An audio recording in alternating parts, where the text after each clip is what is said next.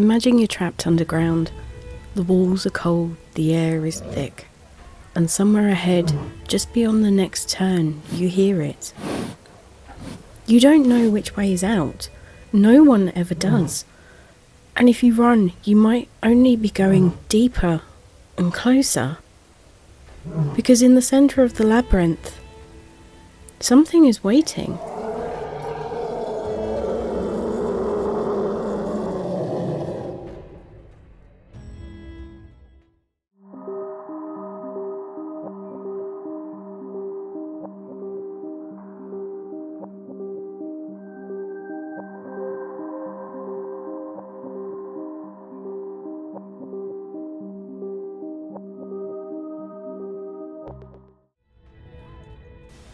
Good evening, Lorekeepers, and welcome to the Lorekeepers Library. My name's Kaylee, your host for this evening. We've delved into the archives and found something from across the seas, a tale that's old as time. We all know the story of the Minotaur, half man, half beast, trapped in a twisting maze beneath Crete. A monster that feasted on human sacrifices, waiting for a hero to put the end to the horror. The Minotaur is one of the most famous creatures in Greek mythology. Half man, half bull, being imprisoned within the labyrinth. Its story is filled with themes of betrayal, sacrifice, heroism, and the consequences of divine punishment. But myths have a way of hiding the real truth. This is more than a story of a hero slaying the beast. It's a tale of betrayal, punishment, and a kingdom ruled by fear.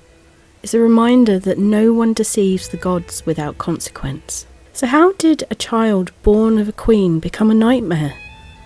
Why did Minos choose to keep the creature alive? And what really happened when Theseus stepped into the darkness of the labyrinth? Let's find out. To understand the Minotaur, we have to go back to the beginning, to a king who made a deal with the gods, and then broke it.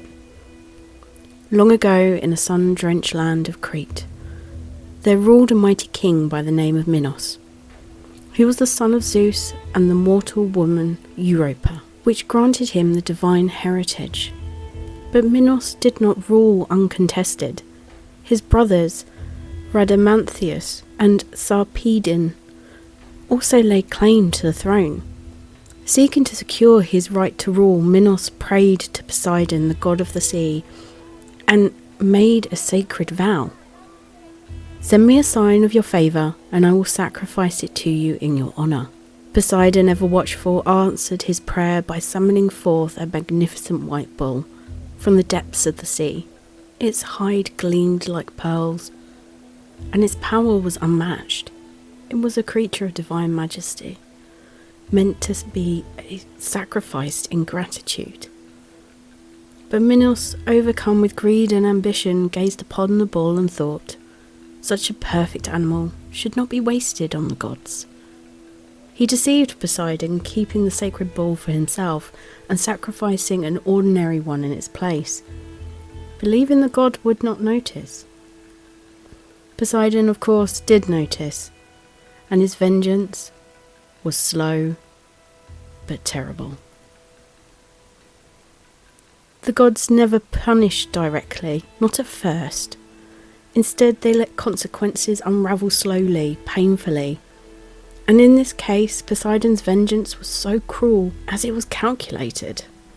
You see, Daedalus was a man of intellect, a creator of wonders, but even he could not have foreseen what his adventure would bring to the world.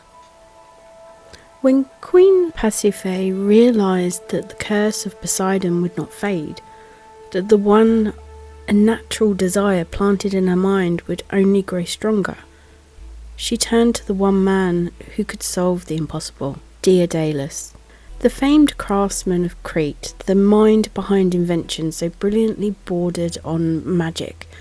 And when the queen came to him with her desperate, shameful request, he didn't refuse. He built her a wooden cow, hollow on the inside, covered in a soft hide of a real one. It smelled, moved, and appeared as if any other King Minos' herd. But inside, Pasiphaë waited, concealed beneath the disguise. And then Poseidon's sacred bull approached. From that union, something unnatural was born. A child, but not quite. A creature with the body of a man, but the head of a bull. A beast of strength and fury. They named him Asterion, a name that meant starry one, as if that could make him something other than what he was. But the name does not change fate. Asterion grew fast. Too fast. His strength surpassed that of any man. His hunger grew insatiable, and worse, he did not understand the world around him. He was never fully human, nor fully beast, caught in the limbo of a curse, not of his own making, thanks to the Poseidon-calculated torment. And as he grew, so did his rage. There were whispers in the palace, servants who vanished, bloodstains that could not be explained. Minos, ashamed, furious, and afraid, had only one option left. Asterion could not walk among men, and so he would be locked away beneath them.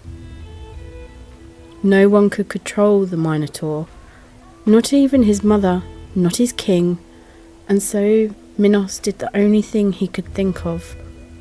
He locked him away. King Minos could not bear to look upon Asterion.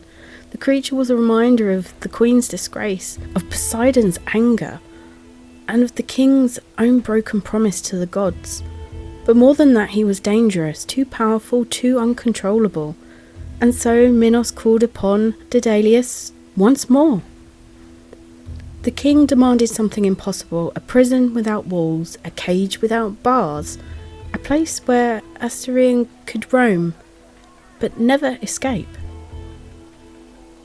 And Daedalus, master of invention, created a masterpiece of deception and cruelty.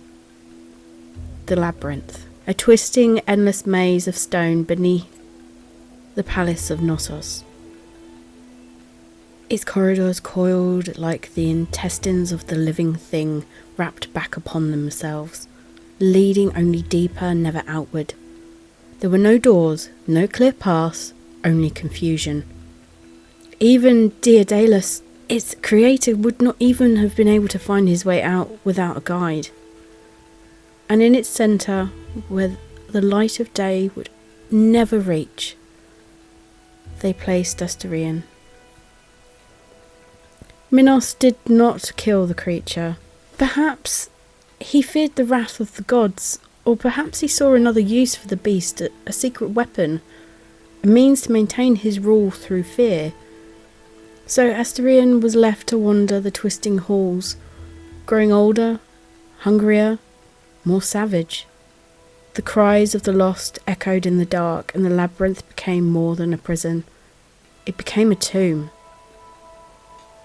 A prison so vast, so complex, that even its creator couldn't find his way out. For a time the Minotaur remained hidden from the world, but his hunger was not forgotten. The Minotaur remained hidden beneath the palace, a secret, a shame. But fate had its way of dragging monsters into the light. And it all started with a prince. You see, Minos had a son, Androgeus, a warrior strong and gifted beyond his years. When he travelled to Athens, he proved himself in their games, besting every challenger, every test of skill and strength. But victories bring envy, and envy brings danger. Accounts differ on what happened next. Some say Androgeus was sent on an impossible task, ordered by the Athenian king to slay the Marathonian bull, only to be trampled beneath its hooves. While others claim he was assassinated, murdered in the night by those who feared his growing favour. Either way, you see, the results were the same. Minos' son was dead, and King Minos was not a man to forgive. He sailed upon Athens with the full force of Crete's navy, burning their fields, crushing their defences. Some say he called upon the gods themselves, summoning plague and famine, until Athens had no choice but to surrender. But Minos was not interested in simple vengeance. No, his punishment had to last. It had to be felt for years, for generations. And so he named his price. Every 9 years, Athens would send a tribute to Greece. 7 boys and 7 girls, taken from the noblest of families. They would be sent across the sea, past the Grand Palace, and through the gates of the Labyrinth. Once inside, they would run, they would hide, they would fight to escape. But as we know, no one ever did. The Labyrinth was no longer just a prison, it was now a hunting ground. A debt paid in flesh, a punishment that would last for generations. And then one year, a prince of Athens volunteered himself as tribute. His name? Theseus. Theseus knew that no one had ever entered the labyrinth and lived, but he had something no other victim before him had: Ariadne. For years, the ships came and went, carrying Athens' doomed children to Crete. For years, the labyrinth swallowed them whole. But then one ship arrived carrying someone very different. Theseus. The Prince of Athens, young, bold and reckless enough to believe that he could do what no one else had done, kill the Minotaur, break the cycle of sacrifice, and return home victorious. You see, he had Ariadne. He wasn't alone. Someone was watching as he stepped onto Crete's shores, as he stood before King Minos, unbowed, unafraid, and in that moment, something shifted. Minos' daughter, a princess of Crete, raised in the shadow of the labyrinth, knowing all too well what lay beneath her father's palace. And yet when she saw Theseus, something in her rebelled. Love, perhaps, or something else. A hatred of her father's cruelty? A longing for freedom? A need to see the monster slain? To end the blood price once and for all? Whatever her reason, Ariadne made her choice. And she sought out the one and only Daedalus. The old inventor, the one who had built the labyrinth himself. One who knew its secrets. And when she begged him for a way to save Theseus, for something, anything that could help him escape, Daedalus gave her an answer. Not a sword, not armour, and not even his guide, his map. He gave her a thread, a simple ball of thread, a clue. Theseus need only tie it to the entrance and let it unravel as he went, marking his path. If he survived, if he killed the beast, he could follow it back to freedom. And so Ariadne slipped into the night, carrying hope in the form of a single fragile strand. Armed with his sword and the lifeline of a thread, Theseus stepped into the maze. The walls of the labyrinth loomed high, swallowing Theseus in endless corridors of twisting stone. The air was thick, damp, carrying the stench of something primal, something waiting. Behind him, a red thread unravelled, marking his way. But ahead, there was only darkness. And then it came, the beast. It did not stalk like a man, it did not creep or hesitate. It charged, a full force of muscle and fury, its horns lowered, its breath hot, with the stink of old blood. Theseus barely leapt aside in time, the Minotaur's horns skimming past him, gouging the stone where he had stood just seconds before. This was not some mindless creature, it was a hunter, built for the kill. It knew these corridors, knew how to corner its prey, and now it only had one target. Theseus fought with everything he had, a sword gifted by Ariadne, his speed, his strength, but the Minotaur was restless, relentless. It lunged, forcing him back, its hooves pounding against the stone. He struck out, his blade slicing deep into the creature's shoulder, but still it came, again and again.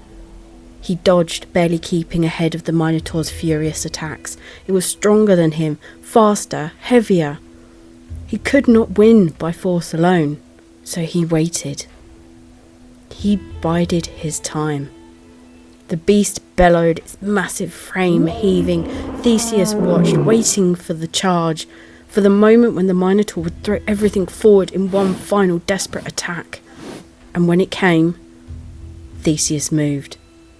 At the last second, he twisted aside, diving his sword upward straight into the Minotaur's throat.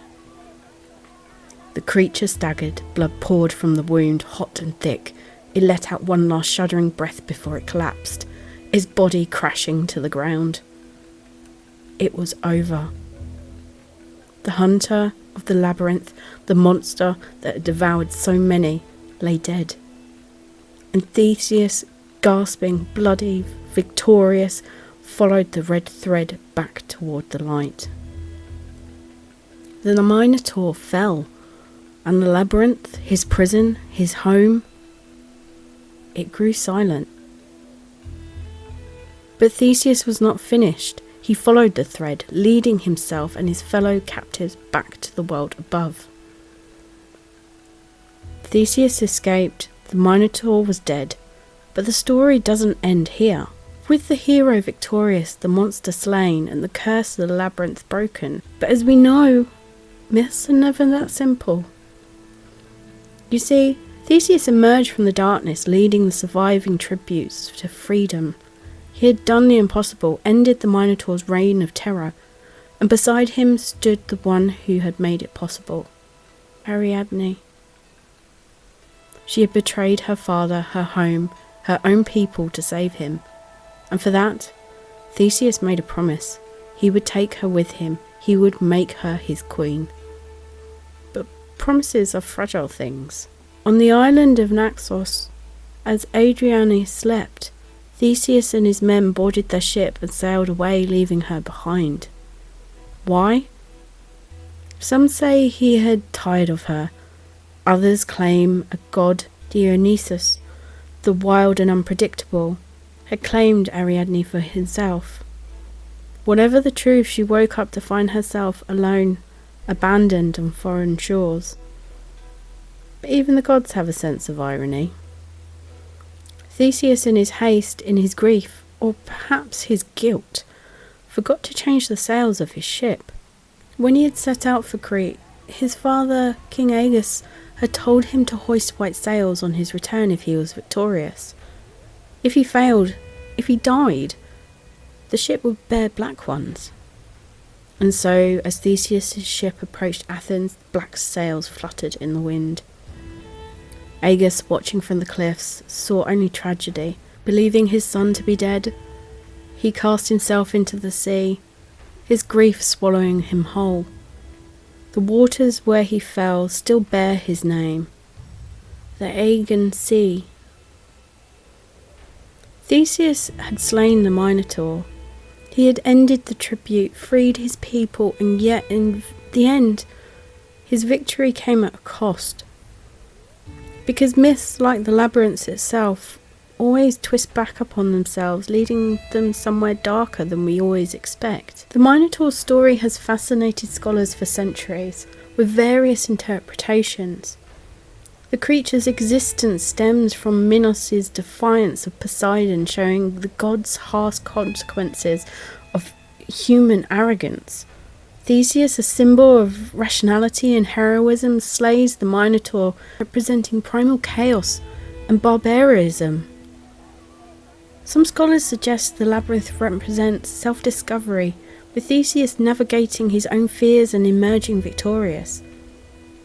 The Athenian tribute may reflect real historical practices, where ancient societies offered human sacrifices to appease deities. We've seen this before, throughout our stories and our exploration. The legend of the Minotaur endured for millennia, appearing in art, literature and popular culture. The Minotaur and Theseus frequently appear in ancient art, Greek pottery and mosaics. The Minotaur guards the circle of violence in hell in Dante's Inferno. And a short story from the Minotaur's perspective, portraying him as a lonely and misunderstood figure, is The House of Asterion. Modern media, the Minotaur appears in films, books and games from Percy Jackson to Assassin's Creed Odyssey. You see, the Minotaur may be gone, but his legend remains, and even now when we hear the word Labyrinth, it carries something of that ancient fear, a place where one wrong turn could be lost forever. Thank you for stepping into the maze with me today, and if you enjoyed this tale,